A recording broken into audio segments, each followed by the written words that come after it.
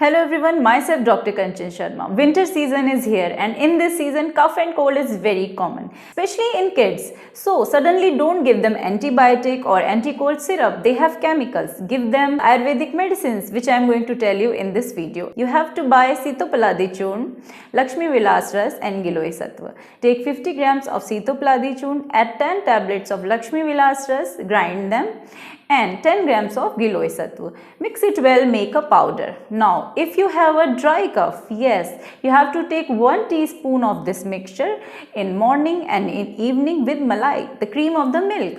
But if you have lots of mucus inside, cough with mucus, expectorant, lots of allergy kind of cold, then take this with honey.